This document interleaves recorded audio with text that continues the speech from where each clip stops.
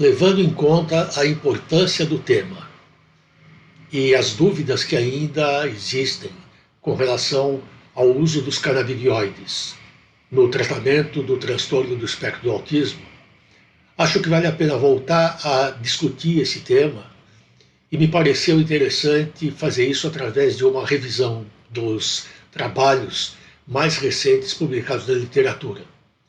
Eu acho que essa seria uma forma de saber o que já tem algum tipo de comprovação científica e que tipo de dúvidas ainda existem nesse campo.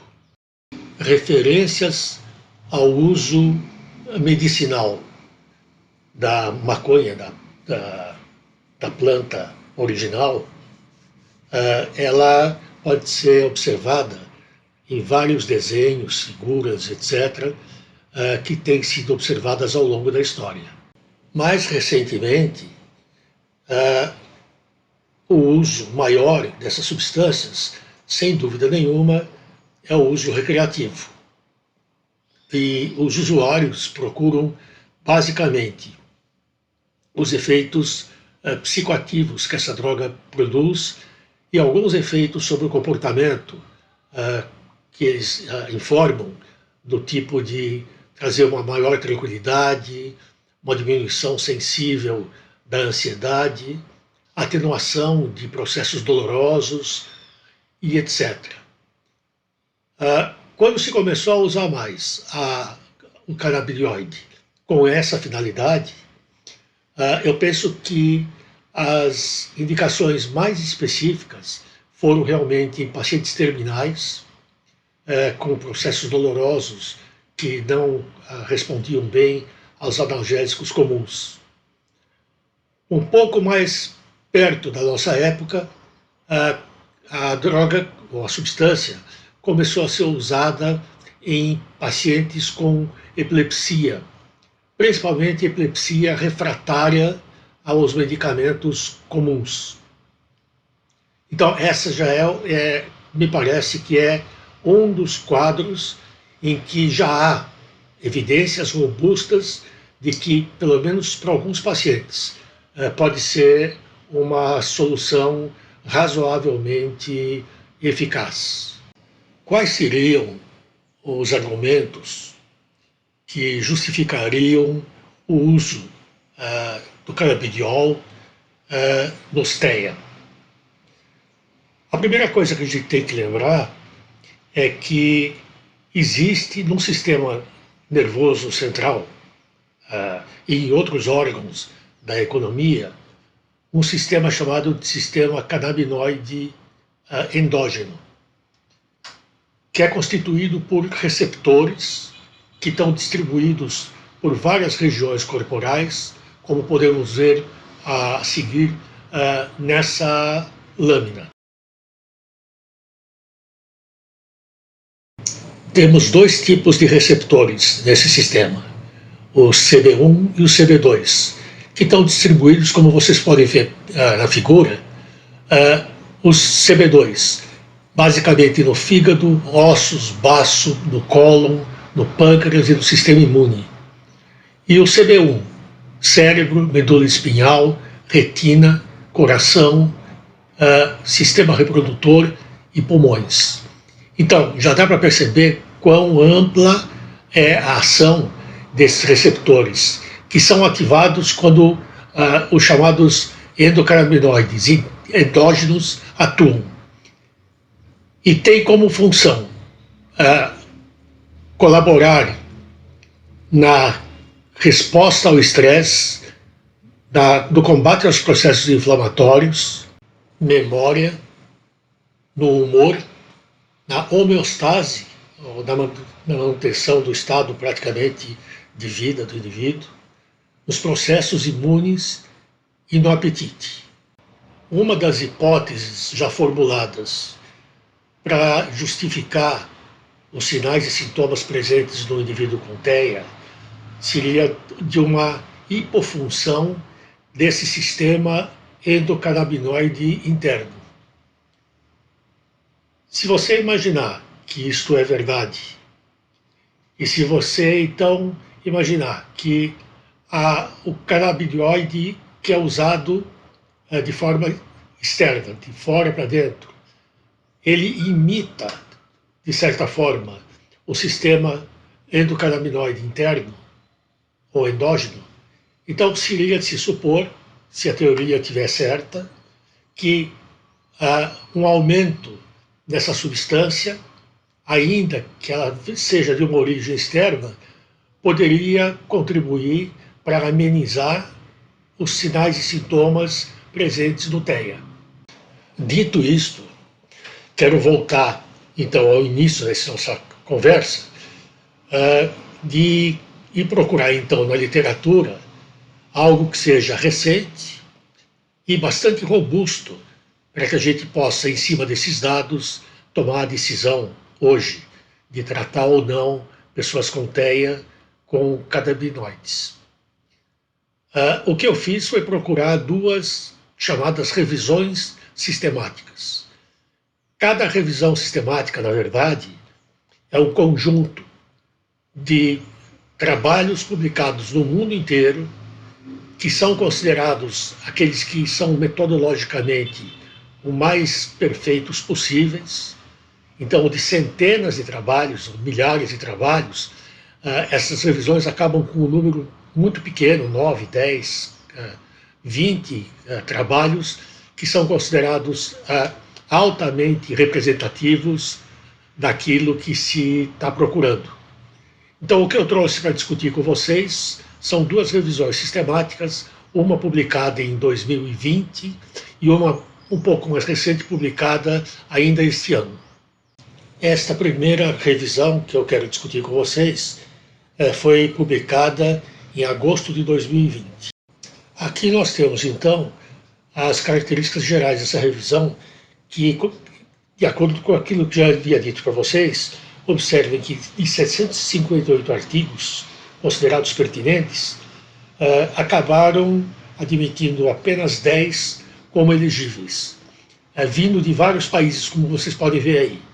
Mas os autores já chamam a atenção que a gente tem que tomar cuidado com o resultado que eles vão discutir logo mais, porque esses trabalhos se caracterizam por ser preparados de forma diferente, terem formas de avaliação diferentes e se basearem em amostras ou em populações muito heterogêneas. Todas essas condições diminuem muito a possibilidade de você acreditar piamente no resultado final que eles vão publicar. Segundo esses 10 artigos que foram computados, havia indícios de efeitos favoráveis nos comportamentos aberrantes das pessoas, melhorou o sono em alguns, diminuiu a hiperatividade e ajudou a controlar melhor as convulsões. Aliás, lembre-se que eu falei antes que uma das indicações já aceitas dessa substância é em casos de epilepsia severa.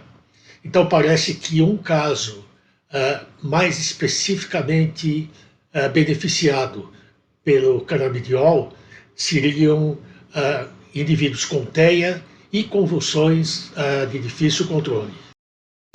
Por outro lado, não foi comprovada a eficácia nos pontos mais básicos dessa condição, ou seja, não influiu nos prejuízos sociocomunicativos, nem nos interesses restritos e também não nas estereotipias. Os efeitos colaterais assinalados não são muito frequentes e, em geral, não são severos. E os mais frequentemente observados foi sonolência, mas não dá para acreditar apenas ao canabidiol, porque esses indivíduos estão tomando outros medicamentos também. Em alguns houve um aumento do apetite, em outros irritabilidade, e um caso só teve uma complicação mais severa, que foi a eclosão de um episódio psicótico, que depois foi controlada com medicamentos adequados. Os autores concluem que ainda são necessários estudos mais aprofundados e de longo prazo, que levem em conta populações mais homogêneas, ou seja, idade, funcionalidade, uso de determinados medicamentos, presença ou não de convulsões, para que você possa ter uma ideia mais adequada da eficácia dessa substância no tratamento dos TEA de um modo geral. Esta é a segunda revisão que eu gostaria de discutir com vocês. Como eu disse antes, ela é mais recente, ela acabou de ser publicada, foi publicada há muito pouco tempo. Nesta segunda revisão, foram encontrados 425 artigos pertinentes, dos quais apenas 9 foram considerados elegíveis, vindo de vários países, inclusive o Brasil, como vocês estão vendo aí, contribuiu com um desses trabalhos. Da mesma forma que a revisão anterior que a gente viu, os autores chamam atenção para quão heterogêneos são os trabalhos, uma vez que eles são preparados de forma diferente, os resultados são avaliados de forma diferente e, evidentemente, esse é um viés negativo quando você vai julgar os resultados. Segundo os resultados desses 9 trabalhos, teria havido uma redução na hiperatividade, na automutilação, presente em alguns casos, novamente uma melhora no padrão de sono, uma melhora na agitação e na irritabilidade. Então, são relatos muito parecidos com os da revisão anterior que a gente acabou de ver. Houve um efeito positivo na cognição, de um modo geral, nas alterações sensoriais, uma melhora na atenção, uma melhora na interação social e na linguagem de um modo geral. Os efeitos colaterais descritos foram alterações no sono, quer dizer, uma piora no ritmo de sono, um aumento do apetite, um aumento na inquietação e no nervosismo. Os autores concluem, chamando a atenção para o fato de que a cannabis e os canabidioides podem ter efeitos promissores no tratamento de sinais e sintomas dos TEA e, eventualmente, podem ser utilizados como uma terapia alternativa. Porém, ainda são necessários estudos duplo cego, controlados, para que se possa esclarecer melhor os seus efeitos em pessoas com TEA,